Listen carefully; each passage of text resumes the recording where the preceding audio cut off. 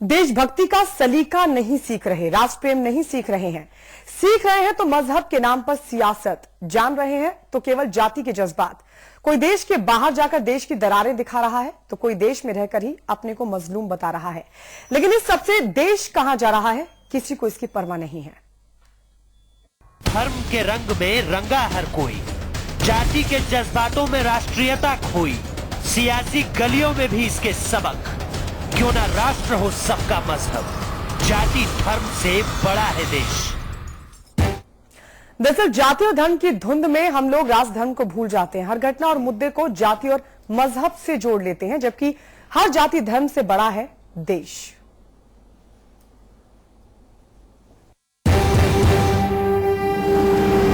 मुझे तो कभी कभी लगता है कहीं आतंकवादियों से आजम खान की सांठगांठ तो नहीं है। यही तो रवायत है अपने देश की, न मुद्दों पर सियासत, न समस्याओं पर शोर।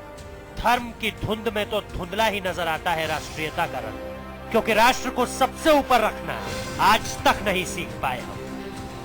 सियासी लिफाफों में बेची जाती है तो केवल मजहब की अफीम, और तो और आतंकवाद जैसे मुद्दे पर भी जाग जाते हैं जाति के जज्बात। मुझे कंडम कर रहे हैं, जस्टिस कार्डजू साहब को कंडम किसी ने नहीं किया। मैं कमजोर हूं, मैं मुसलमान हूं, इसलिए मैं कंडम किए जाने योग्य हूं। कोई मुस्लिमों का बनता है मुख्तार तो कोई हिंदुओं का हो जाता है हमदर्द, लेकिन देश के लिए किसी के दिल में नहीं उठता दर्द। काश उठता तो हर जाति धर्म से पहले होता देश, बल्कि यहाँ तो अलग अलग शब्दों में पढ़ी जाती है राष्ट्र धर्म की परिभाषा।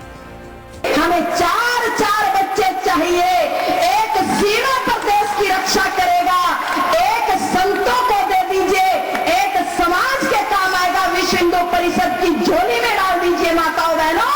वो देश की रक्षा, देश की सुरक्षा, देश की संस्कृति के लिए काम करेगा। सोशल मीडिया से लेकर सियासत की गलियों तक हर जगह मजहब के नाम पर जमी है महफिल। चलिए जरा मुल्क की जनता का मन भी टटोल लेते हैं। धर्म को एक्चुअल जो वास्तविक उसका रूप है वो लोग समझने को राजी नहीं है। ये राजनीति से जोड़ के जाति मुद्दा बना दिया गया है। ये बहुत समाज के लिए बहुत ही हानिकारक है और आने वाले पीढ़ियों के लिए भी बहुत ही हानिकारक है। कांग्रेस कहती है हम मुस्लिम के हैं, सपा कहेगी हम मुस्लिम के हैं, भाजपा कहेगी हम ब्राह्मणवादी हैं।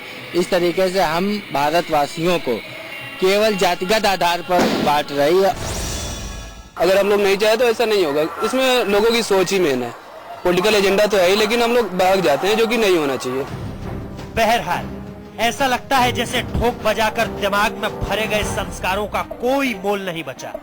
तभी तो दोयम दर्जे पर खड़ी है देशभक्ति। आखिर क्यों देश को जाति धर्म से ऊपर रखना नहीं सीख पाए हम। ये आदत बुरी है, न पालो इसे। दिलों में खलिश है, निकालो इसे। तेरा न मेरा, न इसका न उसका, ये सबका वतन है, संभालो इसे। साजिद अली के साथ ब्यूरो रिपोर्ट, समाचार प्लस। तो सवाल यह है कि क्यों मजहब से ऊपर नहीं रखा जाता मुल्क को। सवाल यह भी कि क्यों हर मुद्दे को मजहब का रंग चढ़ा दिया जाता है। हमारे साथ खास मेहमान सभी जुड़ेंगे, लेकिन इस वक्त हमारे साथ हमारे मैनेजिंग एडिटर अमिताभ अग्निहोत्री जी जुड़ चुके हैं। अमिताभ जी, क्या धर्म इतना बड़ा हो गया है कि अब राष्ट्र छोटा लगने लगा है? नहीं, देखिए मसला केवल धर्म का ही नहीं, मसला हिंदुस्तान में धर्म से ज्यादा बड़ी जड़ें जातियों की हैं देश में जी। जाति और धर्म दोनों हमने इन दोनों को देश से ऊपर रख दिया। 5000 साल की सभ्यता है, जैसा हम लोग कहते हैं कि हिंदुस्तान में 5000 साल की सभ्यता है। हमने विश्व को संस्कार दिए, लेकिन आज बहुत मुझे भारी मन के साथ कहना पड़ रहा है कि जो राष्ट्रवाद का प्रखर स्वरूप है वो हमें अमेरिका में जब आतंकी हमला हुआ उसके बाद दिखाई दिया। वहां कोई कांग्रेस, भाजपा, सपा, बसपा जैसी पार्टी नहीं आई किंतु परंतु करने। पूरा अमेरिका एक स्वर में खड़ा हो गया।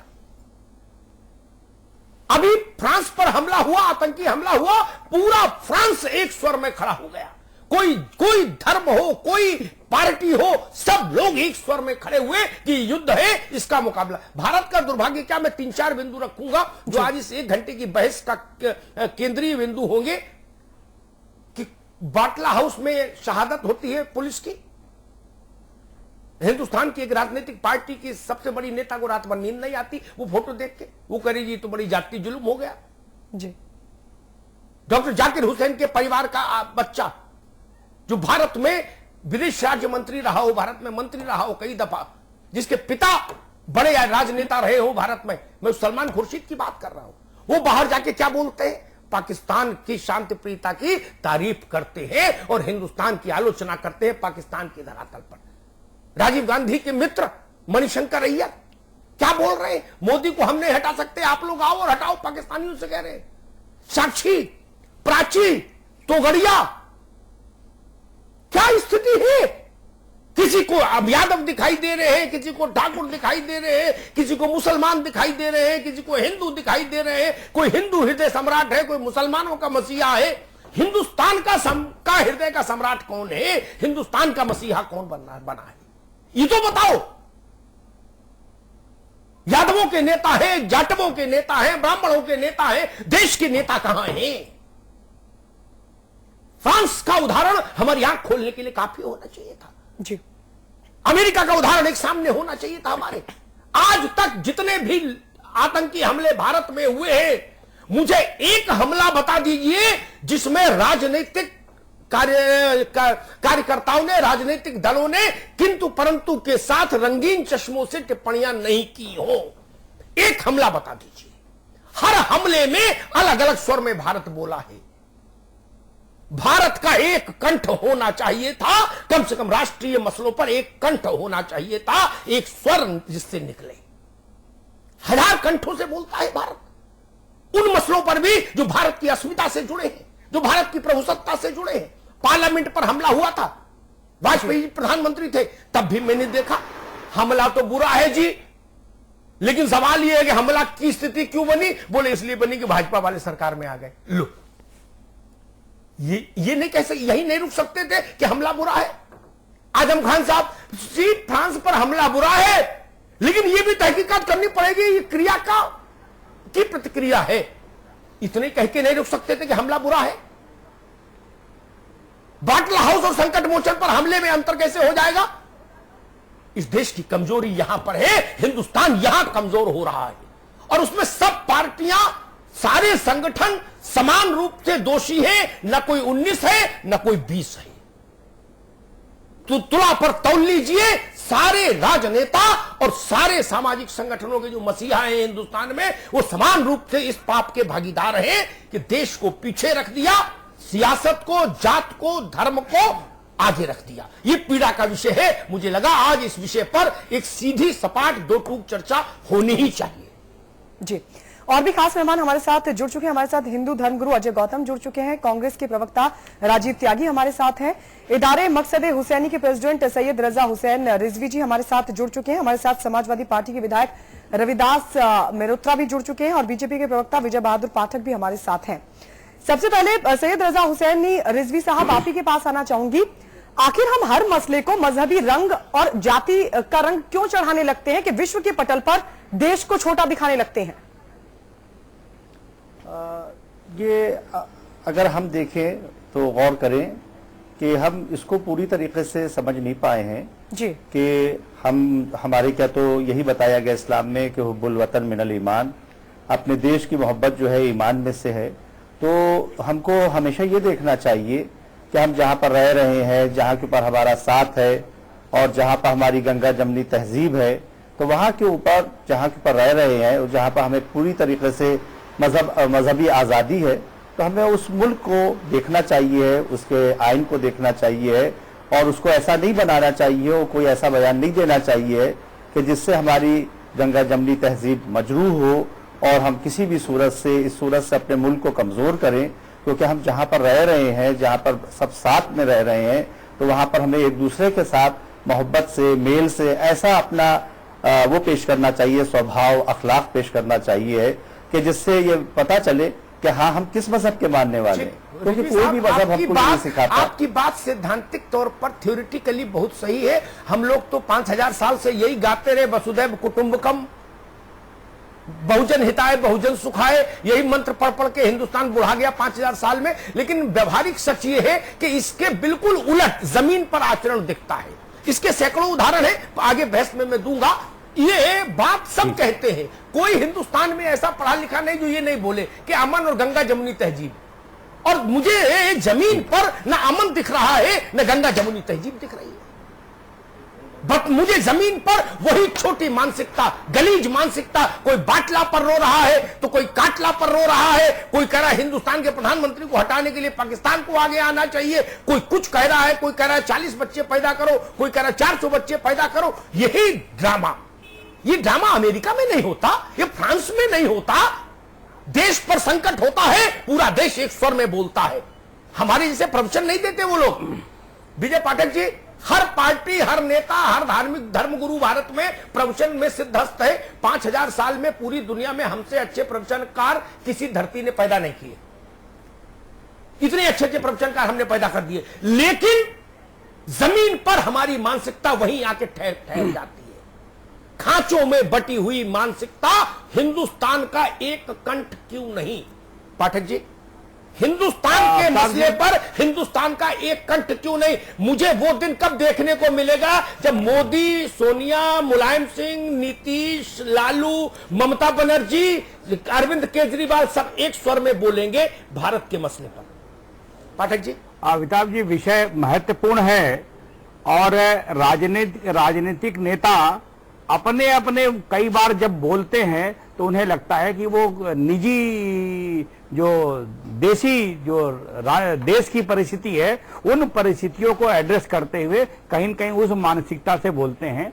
जो भी बयानात हैं, राष्ट्र सर्वोपरि है, इस पर बात होनी चाहिए। जैसे ही कहूंगा तो आप ये कहेंगे सैद्धांतिक रूप से ठीक बात है, हम सब लोग सुनते आए हैं, लेकिन जब घटनाएं होती हैं और उस पर जब ये प्रतिक्रिया होती है तो आप देखिए, साक्षी योगी के जब बयान आते हैं तो पूरे देश के तमाम प्रतिष्ठित लोग ये कहते हैं कि साहब मोदी इस पर जवाब दें, मोदी से पूछ करके ये लोग बोल रहे हैं। और आज थोड़ा सा मुझे थोड़ा सा विषय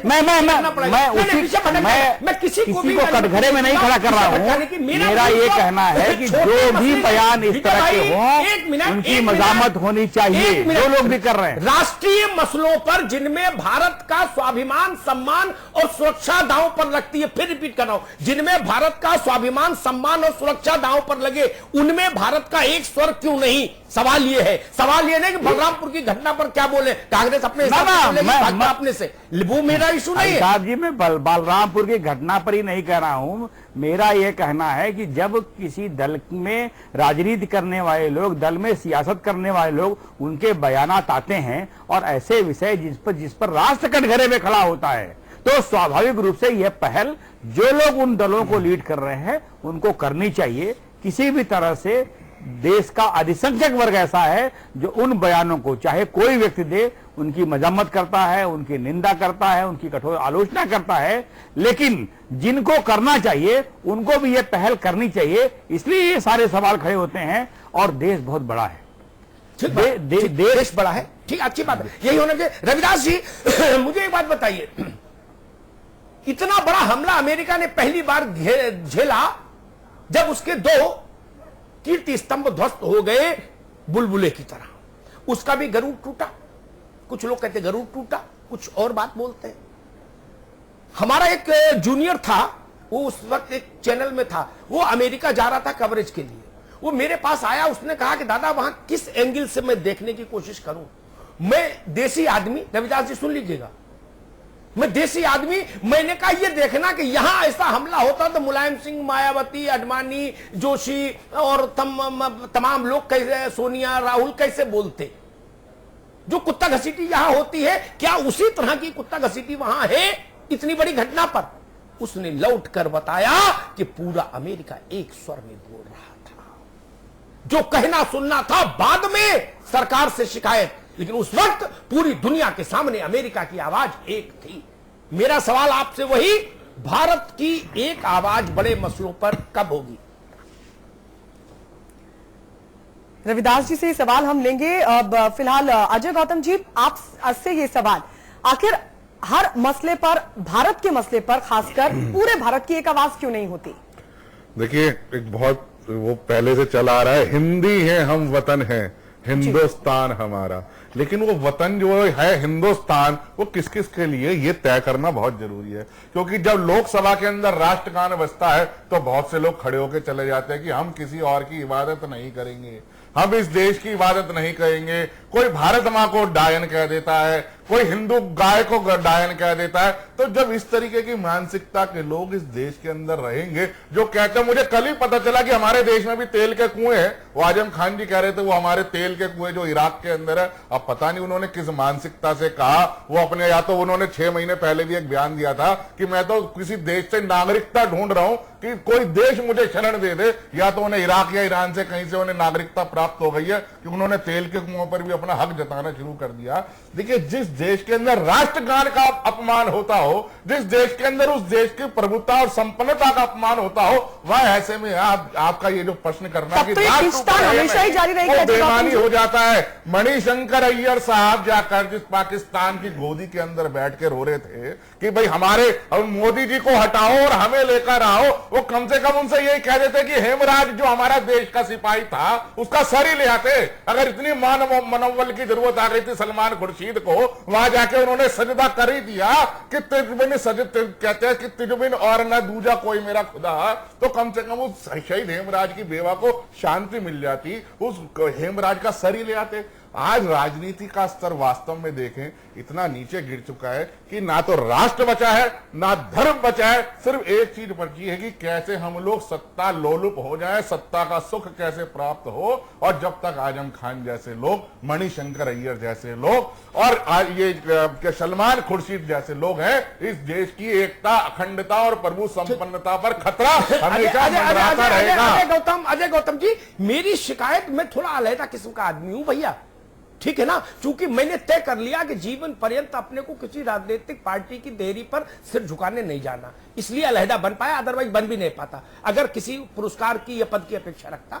मेरी शिकायत जितनी मणिशंकर से है, मेरी शिकायत जितनी सलमान से है, उतनी ही शिकायत मेरी भारत के आज के प्रधानमंत्री से भी इस मुद्दे को लेकर है कि हिंदुस्तान की कमजोरी अगर है भी, आप जाके दूसरी देश में उस पर ताली बजवाते हो कि घोटालों का देश। अरे मोदी पैदा नहीं हुए थे तब इस देश में हरित क्रांति हो गई थी, जब मोदी स्कूल जा रहे होंगे, मेरे ख्याल से स्कूल में पढ़ते होंगे, तब इस देश में हरित क्रांति हो गई थी। और मोदी पैदा नहीं हुए होंगे तब जवाहरलाल ने यहां BHEL बना दिया था। पता है आपको?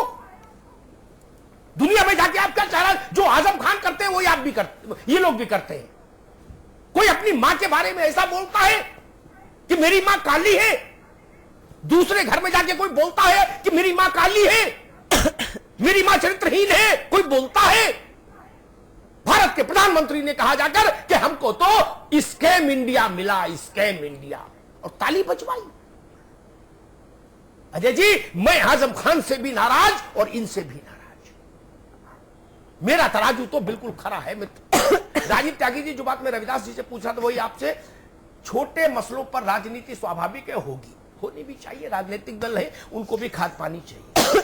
लेकिन जिन मुद्दों पर 3 बिंदु मैंने रखे थे, राष्ट्र की सुरक्षा, संप्रभुता और सम्मान जुड़ा हो, वाबस्ता हो, उन मुद्दों पर भारत एक कंठ से क्यों नहीं बोलता? देखिए अमिताभ जी, आप बधाई के पात्र हैं कि आपने बड़ा अच्छा विषय आज रखा, जिस विषय पे हम लोगों को निश्चित रूप से अपनी बात बेबाकी से रखनी चाहिए। पंडित नेहरू का एक वाक्य से अपनी बात शुरू करूंगा, जिसमें पंडित नेहरू कहते थे, who lives if India dies, who dies if India lives. अगर भारत है तो हम सब हैं, हम सब हैं, और भारत नहीं है तो उसका कोई मायने नहीं होता है। तो कांग्रेस की विचारधारा कायदे में इसकी विचारधारा है, और जो आपने कहा हरित क्रांति और अन्य उदाहरण दिए वो कांग्रेस के टाइम पे हुए। लेकिन जो विषय आज का, जाति और धर्म क्या देश से बड़ा है, मुझे नहीं लगता। आज की 21वीं सदी में हो या हम लोग बाग किसी भी सदी में रहे हो, किसी भी सदी में किसी भी भारतीय का ये विषय नहीं रहा कि जाति और धर्म देश से बड़ा है। 71 की लड़ाई हुई, 65 की लड़ाई हुई, 62 की लड़ाई हुई, कारगिल युद्ध हुआ, देश का बच्चा बच्चा निश्चित रूप से सैनिकों के साथ था, अपनी भारत माता की रक्षा करने के लिए कृत संकल्प था। रही बात राजनीतिक लोगों के बयान की विषय में जो आपने बात कही है, पाकिस्तान को लेकर के मुझे लगता है कि हमारे राजनेता भी, सभी दलों के राजनेता है इसमें, और हमारे लोग बाग भी थोड़ा सा, और विशेष रूप से मीडिया में जो टिप्पणियां आती हैं, लोग बाग भी मुझे लगता है इतना सीरियस नहीं लेते हो कि पाकिस्तान को। सन 47 में जब देश आजाद हुआ तो 2 देश बने, उन 2 देशों में भारतवर्ष आज मंगलायन करने का काम कर रहा है और पाकिस्तान अभी तक हमारे यहां घुसपैठ करने का काम कर रहा है। तो दोनों देशों से तुलना नहीं हो सकती। एक फेल्ड स्टेट है, एक आगे बढ़ता हुआ विकसित स्टेट। मदद मांगने काय के लिए गए थे? किसके लिए पूछ रहे हैं आप? आपसे पूछ रहे हैं राजीव जी। क्या पूछा? मणिशंकर अय्यर वहां मदद मांगने किस लिए गए थे? मोदी को हटाने के लिए? देखिए ऐसा है, मैं उसके विषय में बताऊंगा, चाहे वो मणिशंकर जी का बयान हो, चाहे वो किसी अन्य व्यक्ति का बयान हो पाकिस्तान को लेकर के। मैंने कहा पाकिस्तान पे मुझे नहीं लगता, एज कांग्रेस प्रवक्ता कह सकता हूं मैं इस बात को, कि पाकिस्तान को लेकर के हमें कहीं भी पैनिक क्रिएट नहीं करना चाहिए, ना वो भारतीय जनता पार्टी को करना चाहिए, ना कांग्रेस को करना चाहिए। सलमान ने और मणिशंकर ने तो कर दिया। दुनिया में जनहसाई जितनी होनी थी हो गई। मैं तो हैरान हूं, जाकिर हुसैन के परिवार के हैं। नहीं, सलमान खुर्शीद ने क्या बयान दिया? सलमान, मैं बता दूं, सलमान खुर्शीद ने कहा पाकिस्तान ने शांति की बार बार पहल की, लेकिन भारत में जो मौजूदा सरकार है उसके रहते पाकिस्तान के साथ शांति का प्रस्ताव का सकारात्मक उत्तर ही दिल्ली से नहीं आया। जवाब दे दूं? ये बोला सलमान। जवाब दे दूं पंडित जी? जवाब मेरा बहुत स्पष्ट है इसमें। 2008 में, देखिए 2008 में जब मुंबई अटैक हुआ था, उस वक्त कांग्रेस पार्टी की सरकार थी।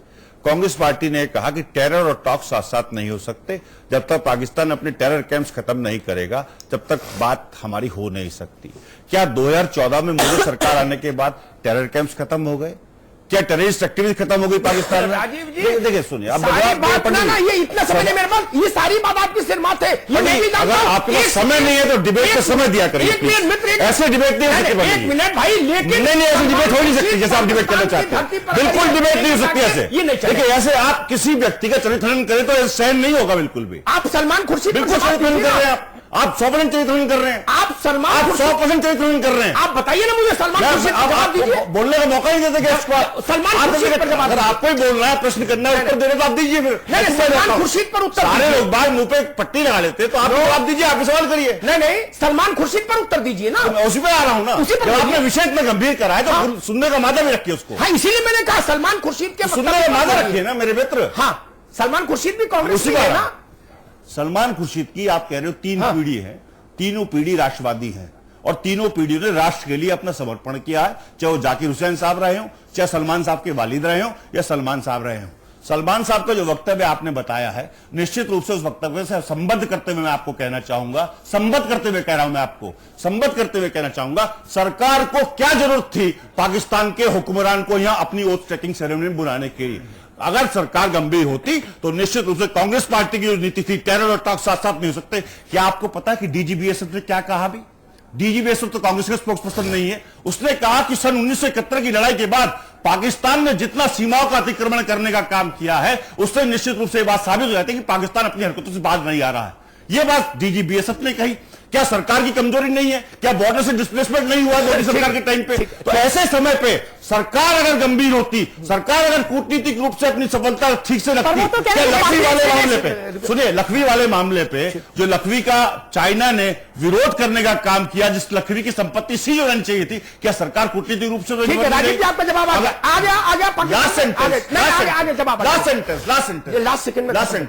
आर्टिकल 12 और 35 पढ़ लीजिए पंडित जी। पढ़े आपकी बात आपने पढ़ा होगा, आप सुन लीजिए, पहले आप सुन लीजिए। 12 और 35 आप पढ़ लीजिए। 12 और 35 ये कहते हैं कि हमारे संविधान का मूल है, वो आत्मा है, जो कहता है कि राइट टू स्पीच है देश में। ठीक है, राइट टू स्पीच है देश में। और हिंदुस्तान पुरातन समय से 5000 साल से आगे आपकी बात। मैंने प्रश्न आगे बात मैंने तो नहीं कह सकते। गौतम जी एक मिनट, मैंने प्रश्न पूछा कांग्रेस के प्रवक्ता से कि भारत पाकिस्तान की धरती पर खड़े होके भारत का एक सीनियर पॉलिटिशियन, प्रमुख विपक्षी दल का बड़ा नेता ये कहे कि पाकिस्तान ने शांति के प्रयास किए लेकिन हिंदुस्तान ने नकार दिए। ये हिंदुस्तान पर अगर नवाज शरीफ यहाँ आए थे पंडित जी, नवाज शरीफ अगर यहाँ आए थे तो सरकार को उसका लाभ लेना चाहिए था। सूरत में निंदा हो, सरकार ने लाभ क्यों नहीं लिया उसका? सरकार ने लाभ क्यों नहीं लिया? क्या पाकिस्तान 100 से ज्यादा जवान शहीद नहीं कर चुका है? क्या पाकिस्तान आज जिस तरह से सीमाओं का ध्यान नहीं कर रहा है, क्या पहली बार नहीं हुआ है? जवान के बारे में क्या कहेंगे? नहीं हो सकती कभी भी। रिजवी साहब, क्या ऐसे लोग, सलमान खुर्शीद जैसे लोग, मणिशंकर जैसे लोग जो पाकिस्तान की जमीन, मोदी जी को भी लीजिए ना पंडित जी, अगर आप नॉन बायस्ड हैं, अगर आप नॉन बायस्ड हैं तो मोदी जी को भी लीजिए। मैं नाम लीजिए ना, राजीव लीजिए। राजीव त्यागी, आप आगे से डिबेट पे बुलाए, लेकिन मैं अपना प्रतिकार करूंगा पंडित जी, मैं डिबेट पे प्रतिकार करूंगा। आप मोदी को क्यों नाम नहीं ले रहे हैं? आप साध्वी प्रज्ञा का नाम क्यों नहीं ले रहे हैं? आपने सुना नहीं? नहीं, आपने छोड़ दिया बीच में। मैंने मोदी का नाम छोड़ दिया। प्रज्ञा जी एक विष्णु को बहस दूसरी, जिसके लिए आप जाने जाते हैं,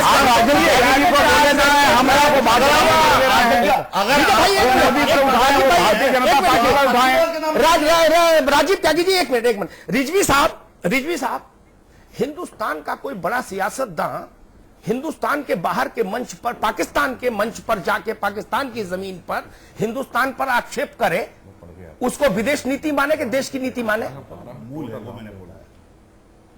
रिजवी साहब जी उसको क्या माने? मैं यही कहना चाहूंगा कि अगर हम कहीं जा रहे हैं और दूसरे मुल्क जा रहे हो, फिर खासतौर से पाकिस्तान जा रहे हैं, तो हमें अपने देश का विकार, अपनी देश की इज्जत और उस हिसाब से बात करना चाहिए कि जहां के ऊपर हम जा रहे हैं तो हम अपने मुल्क का बोलबाला रखें और वहां के ऊपर जाने के बाद हम ये बताएं कि हम बिल्कुल वहां के ऊपर हिंदुस्तान के अंदर एक है और एक हमेशा रहेंगे। और खास तौर से ऐसे मुल्कों में जाने के बाद, वहां के ऊपर जाने के बाद कोई ऐसी बात नहीं होना चाहिए हमारी कि जिससे हमारी इज्जत, हमारे देश का विकार पामाल हो रहा हो। ये रविदास जी जुड़े बहुत देर बाद। रविदास जी पे सवाल वही पूछ रहा था, जब मोदी जाके कहते, राजीव त्यागी ने बात सुनी नहीं पूरी, जब मोदी जाके बोलते हैं कि हमको स्कैम इंडिया मिला तो भी अमिताभ अग्निहोत्री आपत्ति करता है, जब सलमान जाके बोलते हैं कि पाकिस्तान शांति का दूत है तो भी मैं आपत्ति करता हूं, जब मणिशंकर जाके बोलते हैं पाकिस्तान में कि हम मोदी को तो नहीं हटा पाएंगे इतनी जल्दी, आप लोग हमारी मदद करो, तो भी मैं आपत्ति करता हूं। हिंदुस्तान यहां भी एक स्वर में नहीं बोलता और विदेश में भी एक स्वर में नहीं बोलता। विदेश में भी अपनी मां को लांछित करते हैं हम लोग और उसके बदले में नाना प्रकार के तर्क देने की कोशिश करते हैं कि नहीं, मां के प्रति जो लांछन लगाया उसको झेलो। रविदास जी, ये कौन सा राष्ट्र प्रेम है भाई? अमिताभ जी, मैंने पूरा आपको सुना और जो आप बोल रहे थे ये देश के 125 करोड़ की बात है और ऐसा लग रहा था कि आप उन्हीं की बात कह रहे हैं। आज देश के स्वाभिमान, सम्मान और सुरक्षा के लिए पूरा देश एक हो, ऐसा होना चाहिए। जब देश के ऊपर कोई खतरा हो तो कोई व्यक्ति चाहे किसी पार्टी में हो, किसी जाति का हो, किसी धर्म का हो, उसको एक साथ खड़े होकर के एक साथ खड़े होइए। और जो आपने बात कही, अगर ये पूरे देश और पूरे राष्ट्र की बात होनी चाहिए, इसमें तो फिर ये बातें राजनीति नहीं समझते रविदास जी? इस तरह के बयान दे रहे हैं, चाहे कोई हो, किसी पार्टी के हो। गायत्री जी पूरे सुन लीजिए, वो नेता जो चाहे विदेश में जाकर के और चाहे देश में ऐसी बात कह रहे हैं, वो निंदनीय है। आज चाहिए कि पूरा देश जब आतंकी हमला हो तो एक साथ खड़ा हो। नहीं रविदास जी, रविदास जी क्या एक साथ खड़ा नहीं हुआ देश? राजीव त्यागी जी अभी उनको बात करने दीजिए। जी रविदास भाई, तो आप जब बोल रहे थे हम सुन रहे थे ना, आप जब बोल रहे थे तो हम सुन रहे थे ना। अब देखिए, बात में अगर बात कहेंगे तो आपको बुरा हो जाएगा। जब देश के नेता जो प्रदेश मंत्री रहे हैं जाकर के पाकिस्तान में ऐसी भाषा बोलेंगे तो उससे आतंकवादी गतिविधियां बढ़ेंगी, देश कमजोर होगा। आज ये जो बातें कही जा रही हैं देश के बाहर जाकर के, उससे देश हमारा कमजोर हो रहा है, इससे आतंकवादियों को बल मिल रहा है। इसलिए आज इसके खिलाफ पूरा देश एक हो। जैसा अमिताभ जी ने कहा, ऐसा होना चाहिए कि सारे नेता जब देश पर हमला हो तो एक साथ खड़े हों। पाकिस्तान में हुआ या फ्रांस में हुआ, पूरा देश, अमेरिका में हुआ, पूरा देश एक साथ खड़ा हो गया।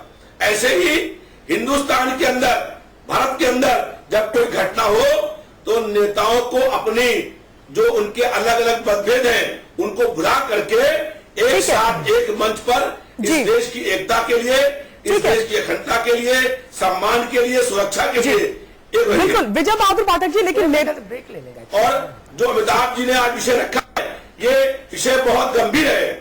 निश्चित रूप से आज पूरे इस चरण के माध्यम से राजीव त्यागी जी, आप तमाम बातों को अपने से संबद्ध कर रहे थे। आप कह रहे थे कि भारत में विजय पाठक जी कुछ कहना चाह रहे थे ब्रेक पर जाने से पहले, उनको विजय जी कुछ कहना आगे अभी नहीं, अभी मेरी बहस को एक एक थोड़ा आप सिस्टम से चलिए भाई। सब लोग एक साथ कहना चाह रहे हैं तो सब लोग एक साथ बोलेंगे क्या? नहीं ना। विजय जी आपके पास आएंगे, आप कहना चाह रहे हैं उसका स्वागत। एक बात मैं जरूर कह दूं, अमेरिका, फ्रांस, ब्रिटेन, इनके लोगों को कभी आपने भारत में अपने घर की शिकायत लेके आते सुना? कभी हजरतगंज में प्रेस कॉन्फ्रेंस की हो? हमारे यहाँ के शपथ लिए हुए लोग वर्तमान और भूतपूर्व अपनी पंचायत पड़ोस में ले जाते हैं या अमेरिका में जाने की बात करते हैं, यूएन जाने की। पाठक जी, ये देश एक कहां है? पाठक जी, विजय जी आप तक आवाज आ रही है?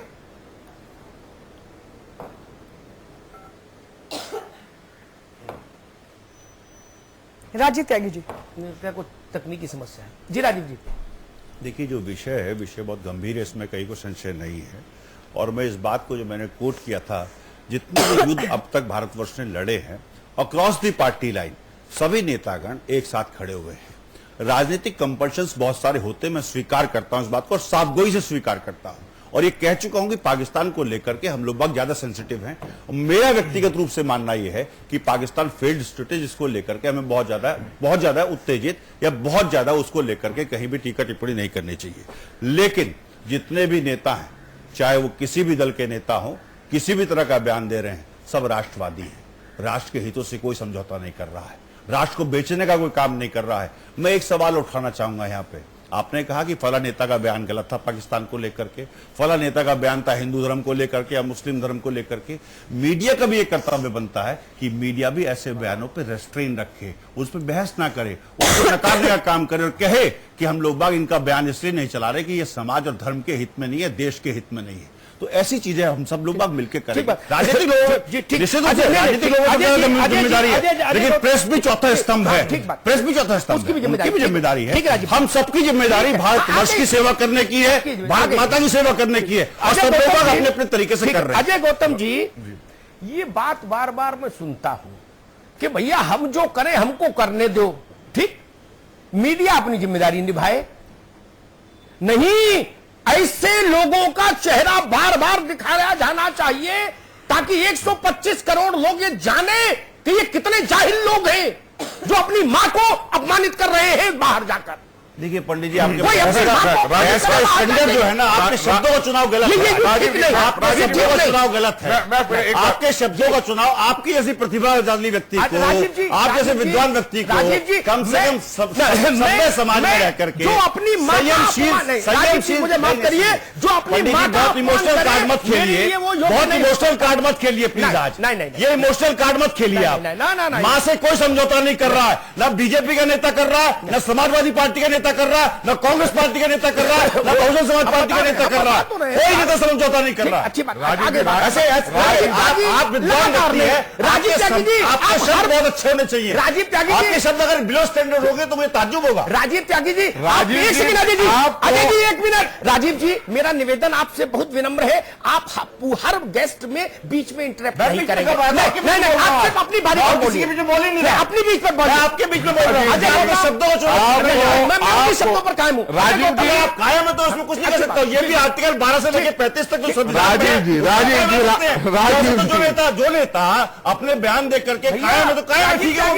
ये अनंत काल तक बहस चलेगी, दूसरों का भी मुझे पूछना है। राजीव जी देखिए, शब्दों राजीव जी आप वरिष्ठ प्रवक्ता है, आपको अमिताभ अग्निहोत्री जी के एक शब्द में इतनी आपत्ति हुई, 125 करोड़ उन भारतीयों के दिल पर क्या बीत रही होगी जिनका भूतपूर्व विदेश मंत्री, जिनका शपथ लिया हुआ व्यक्ति वहां जाकर ये कहता है कि तुझ मेरे जीना भी क्या जीना, हे पाकिस्तान तेरी चौखट मेरा मदीना, अगर मोदी को हटाना है तो तुम मेरे साथ आओ, तुम मोदी को हटाओ ताकि हम तुम्हारे से शांति वार्ता शुरू कर सके। वो भारत का विदेश मंत्री था या पाकिस्तान का विदेश मंत्री था, आपको एक शब्द से इतनी आपत्ति है। 125 करोड़ हिंदुस्तानियों के दिल किस प्रकार से चीरा होगा उनकी इन हरकतों से। उस पर आपको जवाब तो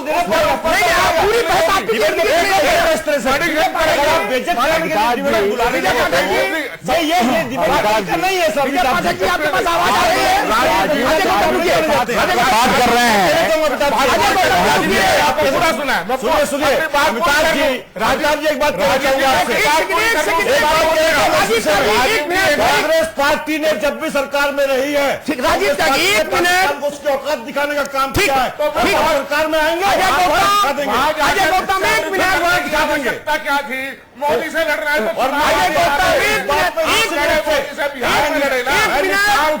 अरे भाई रोकिए मोदी जी ने नहीं खेला था। अजय गौतम जी आगे बात, राजीव जी आगे, मुझे माफ करिए प्लीज, थोड़ा रुकिए राजीव जी, कार्ड को लोगों ने राजीव त्यागी जी, मोदी से लड़ाई अविनाश जी, अरे भाई तो गलत हो गया मोदी से जब अजय गौतम प्रजातंत्र में आवश्यकता थी राजीव त्यागी जी, प्रजातंत्र जो है भारतवर्ष में प्रजातंत्र को देने का काम यही भारत आप वो कह रहे हैं कि मेरा कह रहा है तो सही कह रहा है, तो गलत कह रहा है। कांग्रेस पार्टी संकल्प है प्रजातंत्र की रक्षा करने के लिए। राजीव जी ऐसी शक्ति से लड़ते रहेंगे हम लोग। प्रजातंत्र की रक्षा वो पाकिस्तान करेगा जिसने 2 दिन आगे भी तोड़ेंगे। और बताइए भाई, दोनों की आवाज बंद कर दीजिए, आवाज बंद कर दीजिए दोनों गेस्ट की। 5 बार कहने पर भी लोग नहीं सुन रहे आवाज। हाँ नहीं आवाज बंद नहीं, उल्लंघन है। अब ठीक है विजय भाई, आपके पास आवाज आ रही है? आ रही है। ठीक है, मैं मेरे पास एक कोट आया सलमान खुर्शीद का और एक मणिशंकर का, वो पढ़ दो, उसके बाद आप अपनी बात कहेंगे विजय पाठक जी। पाकिस्तान सरकार और पाक सेना ने, आप नहीं बोलेंगे ना, हर विषय पे नहीं बोलेंगे ना, हर विषय पे आप नहीं बोलेंगे, नहीं आप हर विषय पे नहीं बोलेंगे ना। कांग्रेस के नेता का कोट क्यों कर रहे हैं? राजीव त्यागी, ये मेरा प्रोरोगेटिव है भाई, आप बताओगे मुझे? आपका प्रोग्रेटिव नहीं है ये भी ना, प्रोग्रेटिव नहीं है अमिताभ जी। ऐसे नहीं, अगर आप बहस करेंगे तो कांग्रेस का कोई भी प्रवक्ता का प्रतिकार करेगा। राजीव जी सुनने की कोशिश करिए, आप कर दिया। आपने बोला है मुझसे लोग बैठे बोलेंगे, थोड़ा सा मेरे रखिए भाई। विजय पाठक जी एक मिनट एक बात पढ़ दो मोदी जी पे। भाई। राजीव त्यागी जी, आपसे सवाल पूछ रहा हूँ, मोदी जी बताइए, आपकी बात आ गई ना। आप मोदी जी को कटघरे में क्यों नहीं खड़ा करते हैं? आप सुन रहे मोदी जी के राज में पाकिस्तान जवानों की शहादत राजीव त्यागी जी सीमाओं का अतिक्रमण कर रहा है, तो क्या प्रधानमंत्री की जिम्मेदारी नहीं बनती है? उसके लिए आप नहीं कहेंगे कुछ भी? सबसे ज्यादा सवाल आपसे है, उत्तर दीजिए। जब मोदी से सवाल होगा तो मोदी को उत्तर देंगे हम। पहले जो आपके सवाल है उसका उत्तर दे लीजिए। आज तक चाहे वो एसडी देवगौड़ा हो, चाहे आई.के. गुजराल हो, चाहे अटल बिहारी वाजपेयी हो, चाहे मोरारजी देसाई हो, कि जब पाकिस्तान गोली चलाए तो सैनिकों से ये नहीं कहा कि आप सत्यनारायण का भगवान की कथा का पाठ करिए या आप गोली पीछे राजीव जी, सबने कहा कि आगे बढ़ा लूं या आपकी आज्ञा से चलेगी बहस? आगे नहीं चलेगी क्या बहस? आगे से कुछ चलेगी पंडित जी, तो थोड़ी शांति रखिए, आप बायस्ड हैं, थोड़ी शांति रखिए। मेरे को वाकई में खेद है इस बात का। कितनी बार ये बात बोलोगे? मैंने अभी आपके लिए नहीं कुछ ऐसा बोला, मेरे लिए मेरी पार्टी इतना ही मेरी उस पार्टी की मर्यादा पार्टी ने देश को बनाने के राजीव त्यागी जी मर्यादा कुर्बानी दी। मर्यादा अंग्रेजी कुर्बानी नहीं थी क्या? राजीव गांधी कुर्बानी नहीं थी क्या? महात्मा गांधी कुर्बानी नहीं थी क्या? नंद कुमार पटेल की कुर्बानी राजीव जी ये बयान राजीव जी को कटघरे में खड़े कर रहे हैं और बीजेपी को छोड़ रहे हैं। राजीव जी पत्रकार का है। राजीव जी आपने आरोप लगा लिया। अजय गौतम एक मिनट, अजय गौतम जी एक मिनट। राजीव त्यागी जी, अब आप जब आपको आमंत्रित किया जाएगा तब बोलेंगे, तब तक आपको मौन रहना होगा। मैं एक वक्तव्य पढ़ता हूं, फिर अपनी बात वहीं से शुरू करता हूं। मोदी जी का भी पढ़ेगा वक्तव्य फिर? मोदी पर बोल चुका, आपने सुना नहीं? दोबारा वक्तव्य आप बार बार सलमान खुर्शीद का क्यों पढ़ रहे हैं? मेरी मर्जी भाई। प्रधानमंत्री कौन दे रहा है? देश चलाने की जिम्मेदारी किसकी है?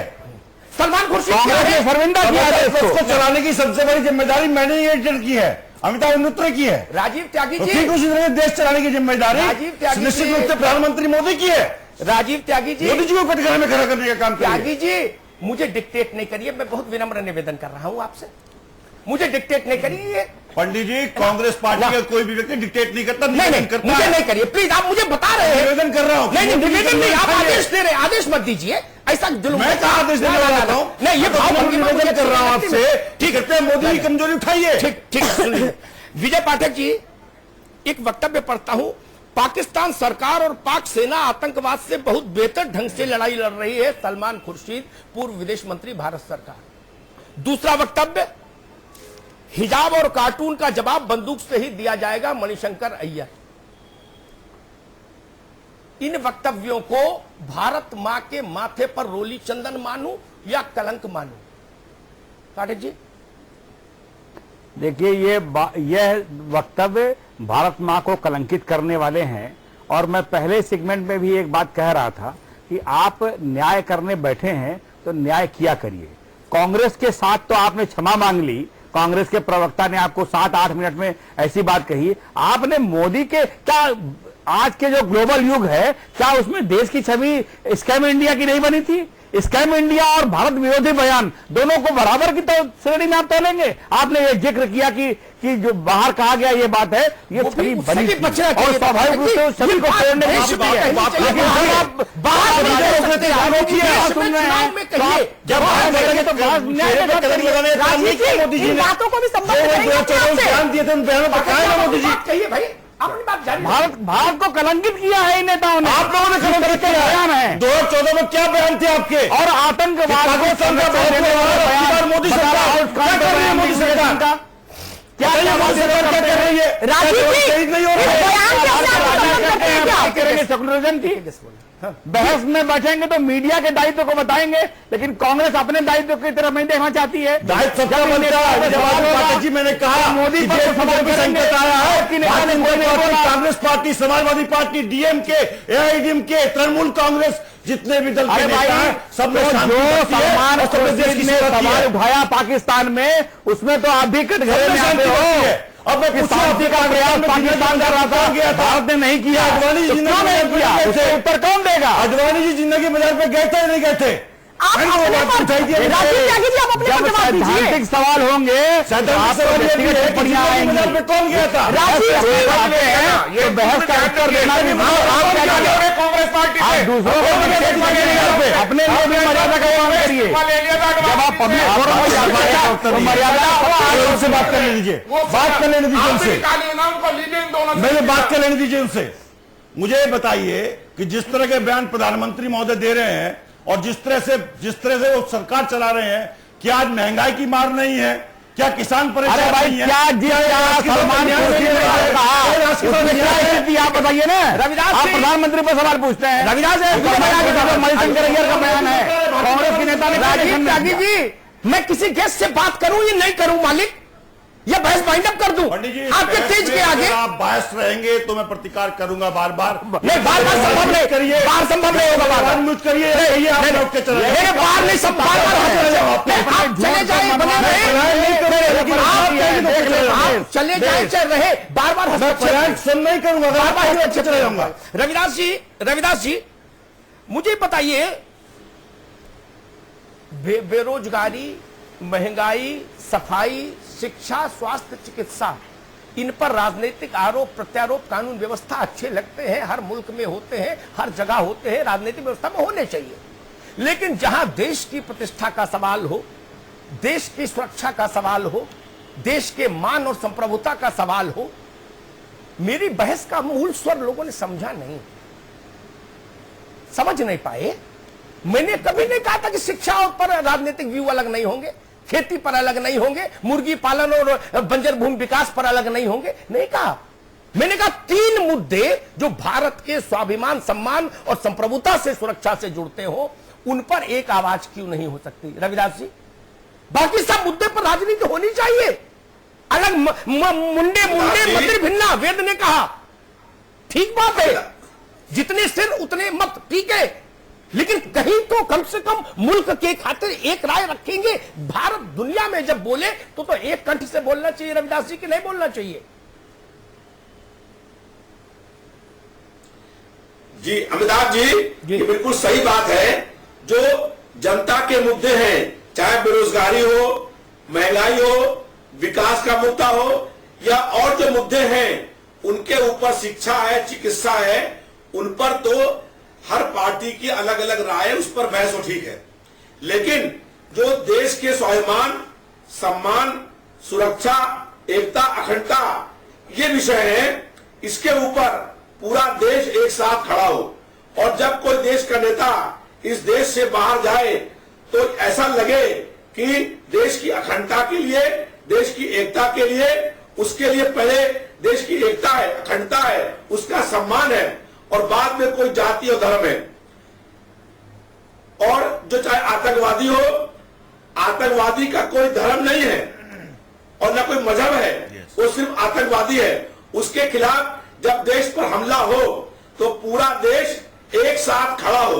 अमिताभ जी, जो आपने बहुत गंभीर बात यहां पर रखी है, मैं समझता हूं कि ये पूरे देश के सब लोगों की बात है, उनकी भावनाएं हैं कि मुद्दे राजनीतिक हो, महंगाई बेरोजगारी अलग हो, लेकिन जब देश का मुद्दा आए तो पूरा देश एक साथ खड़ा हो। उस समय लोग ये भूल जाएं कि कौन किस पार्टी में है। मुझे याद है जब लड़ाई कतर की हो रही थी तो अटल जी ने कहा कि इंदिरा गांधी देवी है।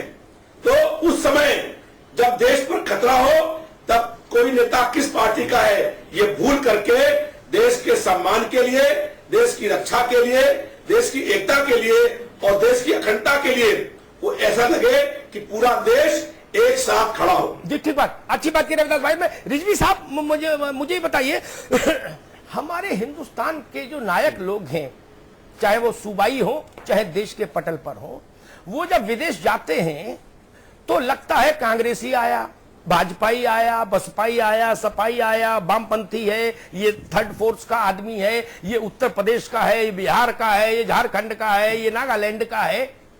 वो केवल एक पहचान लेके क्यों नहीं जाता कि मैं भारत का हूं? जी जी, आप बिल्कुल सही फरमा रहे हैं पंडित जी। हम इतनी देर से बातें सबकी सुन रहे हैं, तमाम पार्टियों का सम्मान करते हैं, हर पार्टी का सम्मान करते हैं, लेकिन मैं बस इतनी ही पहली तो आपके सवाल का जवाब देता हूं।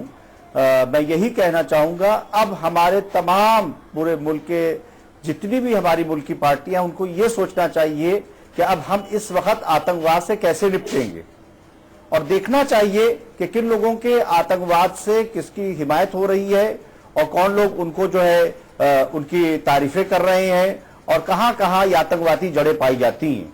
हमें मुद्दा इस पर अब ये नहीं लड़ना चाहिए मरे हुए मुर्दों को उखाड़ना और कब्र से निकालना कि उन्हीं ने क्या कहा जाके, उन्हीं ने क्या कहा जाके। इससे मुल्क आगे बढ़ने वाला नहीं है, बल्कि हमें यह इस वक्त देखने की जरूरत है कि इतना बड़ा फ्रांस के ऊपर, वहां के ऊपर हमला हुआ, आपने पेरिस में आपने देखा हमला हुआ, तो कैसे पूरा मुल्क वहां सब एक है, सब लोग हैं और एक साथ मिलकर आतंकवाद के खिलाफ वहां पर आवाज उठा रहे हैं। हम जानते हैं कि आतंकवाद का कोई मजहब नहीं हुआ करता, और ना वो हिंदू होता है, ना मुसलमान होता है, ना सिख होता है, और हम तो शिया मजहब से ताल्लुक रखते हैं। और यही कहना चाहेंगे कि इमाम हुसैन अलैहिस्सलाम का जो पैगाम है, इमाम हुसैन ने आतंकवाद को जड़ से खत्म कर दिया और पूरी इंसानियत को यह बताया कि अगर आतंकवाद के खिलाफ तुम खड़े हो जाओगे तभी तुम पूरी दुनिया में अमन का पैगाम दोगे। तो हम यही तमाम पार्टियों की बातों को सुनने के बाद यही गुजारिश करना चाहते हैं कि इस वक्त पिछली बातों को छोड़ें, अपने मुल्क की हिफाजत, अपने मुल्क की रक्षा, अपने मुल्क को कैसे आगे बढ़ाएं। और पंडित जी ने जो बात कही कि जब हमारा कोई दूध जाता है तो जाने के बाद कभी लगता है ये कांग्रेसी जा रहा है,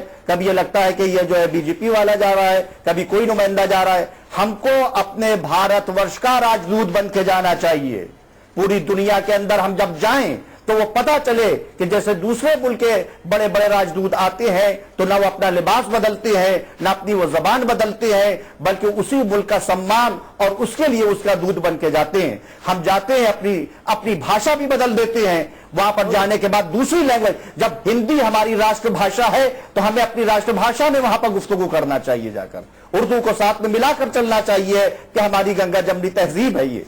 और उसके साथ साथ ये भी समझना चाहिए है कि हमें कौन सा वहां पर लिबास पहन के जाना चाहिए जो हमारी सांस्कृतिक और हमारी तहजीब का वहां पर प्रतीक बने। ना वहां पर कोई कांग्रेस का नुमाइंदा बन के जाए, ना वहां पर कोई बीजेपी का नुमाइंदा बनकर जाए, बल्कि हमारे भारतवर्ष का नुमाइंदा बनकर जाए कि दुनिया ये देखे कि ये हमारे हिंदुस्तान से आ रहा है, इसकी जबान क्या है, इसका कलाम क्या है, ये क्या कह रहा है। अपनी शिकायतों को दूसरों के सामने रोना जाकर ये कोई कहीं बात नहीं अच्छी लगती कि हम जाए दूसरों से शिकायतें करें, बल्कि अपना विकार, अपनी अखंडता, अपनी एकता को वहां के ऊपर लेकर जाएं कि हम जब भारतवर्ष के नुमाइंदे बनकर जा रहे हैं तो हमें कैसे जाना चाहिए है और कौन सी जबान, क्योंकि हमारा भारतवर्ष वो है कि जिसके अंदर तमाम कौमें यहां के ऊपर हैं, तमाम मिल्लतें यहां के ऊपर हैं, इसलिए हमें यहां की एकता के साथ वहां के ऊपर जाना चाहिए। गौतम जी, फिर इसमें दिक्कत क्या है? फिर क्यों इस तरह के बयान दिए जाते हैं विदेश में जाकर?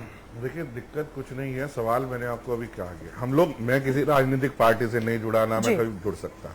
हम लोग सिर्फ एक सीधी सी बात रखते हैं कि जो भी व्यक्ति सीट पर है वो अपनी जिम्मेदारी का पालन करे।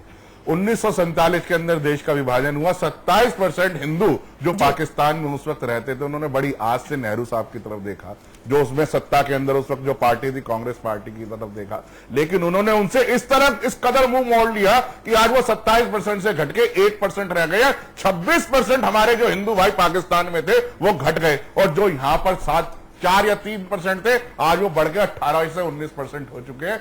ये है, अगर मैं बात कहूं, मैं कांग्रेस बीजेपी की बात नहीं करता, लेकिन जिस पार्टी ने भी राज किया उसी ने हिंदुओं का तुष्टीकरण किया, उसी ने हिंदुओं की खिलाफत करी, और वो उसका जीवंत उदाहरण है बांग्लादेश, पाकिस्तान और भारत। हमारे मंदिर तोड़े गए, हमारा सब कुछ तोड़ा गया, सब कुछ हुआ, हम फिर भी शांत बैठते हैं। आज कोई व्यक्ति बाहर जाता है, आज मोदी साहब गौतम जी, ये बयान ही कहीं ना कहीं ऐसे हालात पैदा करते हैं। उनके खिलाफ भी बोल सकता हूं, अजय गौतम जी कहा।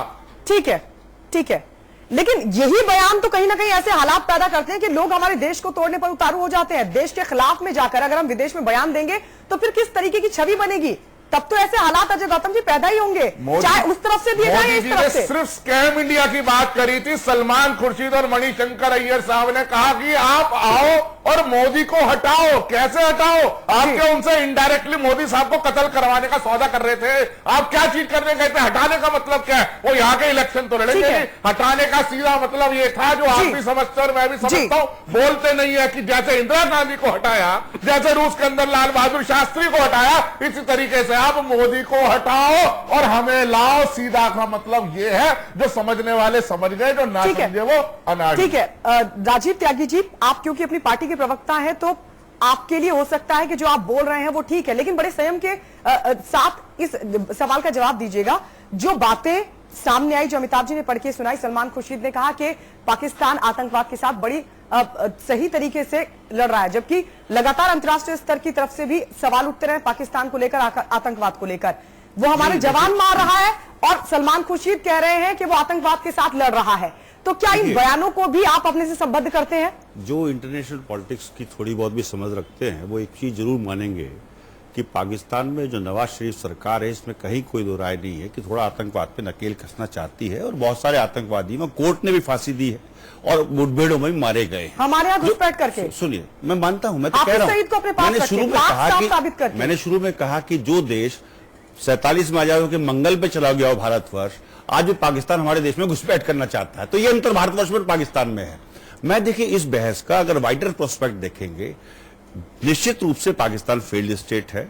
मैं कहीं भी पाकिस्तान को लेकर के ना तो पैनिक में हूं, ना मैं पाकिस्तान को लेकर घबराता हूं, और ना पाकिस्तान के कहीं भी किसी तरह से कहीं भी पाकिस्तान के प्रो हूं मैं। लेकिन एक बात कहना चाहूंगा कि जिस पार्टी ने सारी शहादतें दी हों, जिस पार्टी ने विश्व का भूगोल बदला हो, सिक्किम का विलय इंदिरा गांधी जी ने किया और बांग्लादेश का गठन किया, तो आज सीरिया में जो दिक्कतें हो रही है, पूरे विश्व में जो दिक्कत है, उसकी वजह से आज आप कह रहे कि पीएम हटाओ।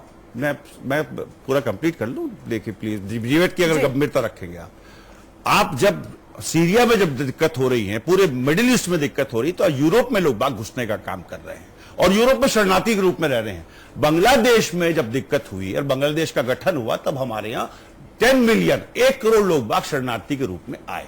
और ये विश्व में कहीं भी युद्ध होंगे तो होगा, आगे भी होगा ये, ये कोई भी नहीं रोक पाएगा, कोई भी हुक्मरान नहीं रोक पाएगा। लेकिन मैंने जो एक बात कही उस पर अब भी कायम हूं। भाजपा हो, समाजवादी पार्टी हो, कांग्रेस पार्टी हो या देश की कोई भी पार्टी हो, किसी भी पार्टी का नेता हो, जब देश हित की बात होगी वो कुर्बानी भी देंगे, देश को आगे भी बढ़ाएंगे और भारत माता के सम्मान से और उससे कोई समझौता नहीं करेगा। ठीक है, इसका मतलब आप संबद्ध कर रहे हैं अपने आप को। रिजवी साहब, इसका मतलब तो ये माना जाए कि कांग्रेस सलमान खुर्शीद की बातों से इत्तेफाक रखती है। उधर मणिशंकर यार कह रहे हैं कि कार्टून बनेगा तो बंदूक उठाई ही जाएगी।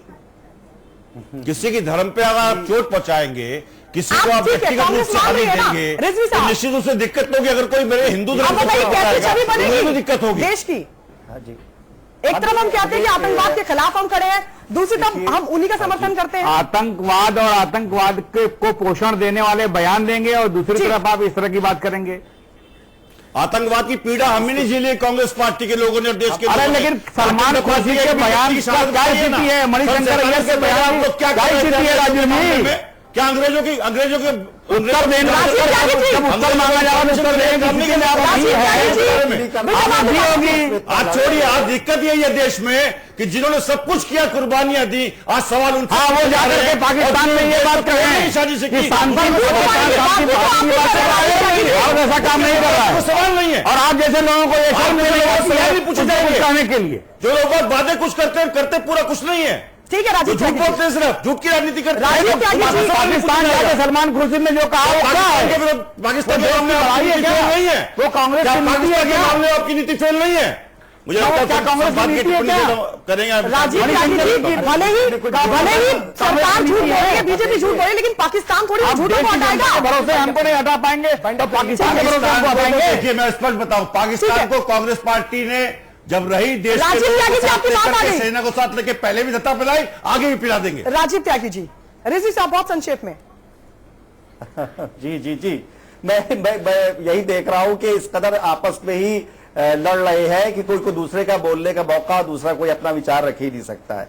हम बार बार ये कह रहे हैं कि अगर कोई दे, चाहे सलमान खुर्शीद साहब ने वहां पर बयान दिया हो, जिसने भी बयान जो दिया, जो हमें पढ़ के सुनाया गया, ये बयान सही नहीं है। ये हमारे मुल्क को कमजोर करता है। हमारा बयान दूसरे मुल्क में जाने के बाद और खास तौर से पाकिस्तान में जाने के बाद ऐसा होना चाहिए है कि जिससे हमारी एकता और अखंडता और हमारी तहजीब वहां के ऊपर आए।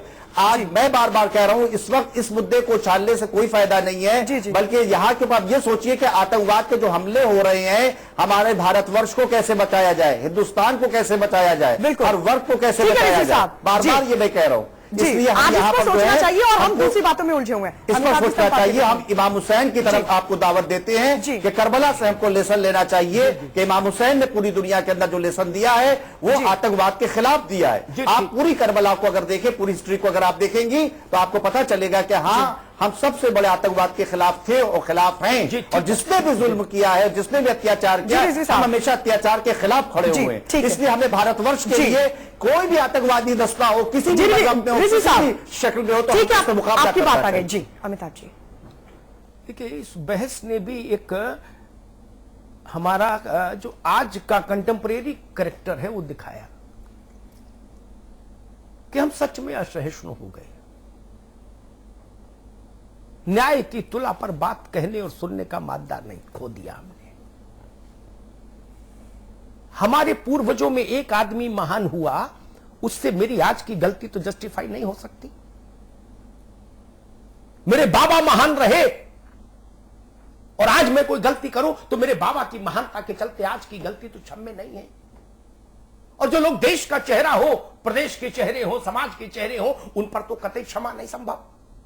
ननकू करे तो छूट है, रज्जाक करे तो छूट है, लेकिन जो लोग मुल्क चला रहे हैं, देश चला रहे हैं, सूबे चला रहे हैं, समाज चला रहे हैं, समाज के आइकॉन्स हैं, उनको छूट कैसे दे दें? ये नहीं चलेगा ना, ये हिंदुस्तान को मंजूर भी नहीं। देश के बाहर आप जाते हैं, दूसरे से भी नहीं सीख रहे। एक वक्त था जब भारत दूसरों को सिखाता था, आज हम दूसरों से भी नहीं सीख रहे। मैंने बहस के बीच में कहा था, उस सूत्र के ऊपर बहस हुई नहीं। दुनिया भर के लोग हमारे मुल्क में आते हैं, कभी किसी ने अपनी पंचायत आपके साथ की? उत्तर आता है नहीं की जी। हमारे नेता और बाकी लोग जाके वहां क्यों पंचायत करते भाई? हिंदुस्तान में जमीन कम है पंचायत करने के लिए, स्थान कम है, जहर उगलने के लिए, एक दूसरे को नीचा दिखाने के लिए, तू में करने के लिए कम है समय क्या, जगहें कम है, मौके कम है क्या कि उसके लिए आप 7 समुंदर पार जाना चाहते हैं, दुश्मन के घर जाके छत से चिल्लाना चाहते हैं? ये नहीं चलेगा। दोनों बयान, विजय भाई ने कहा दोनों बयानों को एक साथ नहीं, दोनों को एक साथ नहीं रखता, एक सा डेंसिटी दोनों की नहीं, लेकिन मेरी नजर में ये ज्यादा गलत और वो कम गलत, लेकिन गलत वो भी। हमारा देश भ्रष्ट है, ये मैं हिंदुस्तान की सीमा में तो बोलूंगा, जैसे ही हिंदुस्तान की भौगोलिक सीमा क्रॉस करूंगा, मैं सिर्फ और सिर्फ यही गाऊंगा कि सारे जहां से अच्छा हिंदुस्तान हमारा। ये मेरे संस्कार हैं। कांग्रेस के, भाजपा के, सपा के, बसपा के, वामपंथियों के क्या संस्कार हैं वो जाने। और ऐसी बातों से हम पर कभी प्रभाव नहीं पड़ा। अब थोथी सैद्धांतिक बातें, वसुधैव कुटुंबकम, वो भारत और था, वो भारत और था। आज इतनी छोटी मानसिकता के लोग, पार्लियामेंट पर हमला हुआ तब हमने प्रतिक्रियाएं देखी, हमला पेरिस में हुआ, मार हिंदुस्तान में हो गई। क्यों भाई? यहां क्यों पेट में दर्द, यहां क्यों मार, यहां क्यों? हमला पेरिस में हुआ ना, निर्दोष लोग मारे गए, निंदा होनी चाहिए बिना किंतु परंतु की। क्या दिक्कत है? आपसे कोई ये तो कहने रहा आप जहाज लेके हमला करो, आपको निंदा करने में भी किंतु परंतु लगाना है। भारत ने अपना कंठ खो दिया, जो एक कंठ था। वहां समस्या है। हम अगड़े हैं, हम पिछड़े हैं, मुसलमान हैं, हम हिंदू हैं, इस पहचान के साथ हम दुनिया भर के सामने अपने को पेश करना चाहते हैं। ये सारी पहचाने हिंदुस्तान के भीतर की पहचाने हैं। हिंदुस्तान की आबो हवा से बाहर जाए तो केवल एक पहचान। और एक बड़ी बात कहूंगा, रिजवी साहब बैठे हैं, अजय गौतम बैठे हैं, हिंदुस्तान के झंडे से बड़ा कोई झंडा नहीं हो सकता। हिंदुस्तान के संविधान से बड़ी कोई किताब नहीं होनी चाहिए। और हिंदुस्तान की जमीन से ज्यादा पवित्र कोई जमीन नहीं होनी चाहिए। यह है राष्ट्रवाद का प्रखरतम स्वरूप। हमारे पास अपनी अपनी इतनी पहचाने हैं कि वो जाने अनजाने, विलिंगली और अनविलिंगली देश की पहचान से टकराने लगती हैं। कई बार हमारा झंडा देश के झंडे से टकराने लगता है। कश्मीर में क्या हो रहा है? हिंदुस्तान के ही लोग हैं, क्या स्थिति है? देश के झंडे से बड़ा कोई झंडा मंजूर नहीं, देश की पहचान से बड़ी कोई पहचान मंजूर नहीं होनी चाहिए इस मुल्क में। और ऐसे राजनेताओं का, ऐसे सामाजिक क्षेत्र के नेताओं का बहिष्कार होना चाहिए जो भारत मां को पड़ोस दूसरे देश में जाके अपमानित करे, लांछित करे। ऐसे बेटे को मंजूर नहीं किया जा सकता जो अपनी मां के बारे में ऐसी टिप्पणी करे बाहर जाके। भारत हमारा वतन है, 125 करोड़ लोगों की मां है ये देश। इसके बारे में छोटी टिप्पणियां होंगी, राजनीतिक लाभ के लिए टिप्पणियां होंगी। भारत के अंदर युद्ध करिए, राजनीतिक संघर्ष करिए, अच्छी बात है। भारत की जमीन के बाहर ये क्यों हो? मैंने 2 उदाहरण रखे, अमेरिका का रखा और फ्रांस का रखा। एक स्वर में पूरा फ्रांस बोला हमारे ऊपर युद्ध थोपा गया है, हम युद्ध का उत्तर युद्ध के अंदाज में देंगे। पूरा फ्रांस एक साथ, हम 125 करोड़ लोग कब एक साथ हुए थे सोचना मुश्किल हो जाता है। हम किन बहसों में उलझे हैं? 4 बच्चे और 40 बच्चे, कुत्ते और सुअर में उलझे हैं, गाय और बैल में उलझे हैं। और हम कहते हैं कि नहीं, हम लोग देश के प्रति बिल्कुल समर्पित हैं। हिंदुस्तान का आवाम इससे निराश होता है, भारत मां की आंख में आंसू आता है। हमारी कोशिश होना चाहिए कि ये देश एक स्वर में बोले, कम से कम उन मुद्दों पर जो देश की असमत से जुड़े मुद्दे हैं, देश के सम्मान से जुड़े मुद्दे हैं, वहां अपनी छोटी राजनीति को पीछे रखना सीखे हैं राजनेता। यही बड़ी कृपा होगी। बहुत बहुत धन्यवाद। बहुत बहुत शुक्रिया आप सभी का। विजय बहादुर पाठक जी आपका, रविदास जी आपका, रिजवी साहब आपका, अजय गौतम जी आपका, राजीव त्यागी जी आपका, अमिताभ जी आपका भी शुक्रिया इस चर्चा में बने रहने के लिए। बुलेटिन में इतना ही। आप देखते रहिए समाचार प्लस।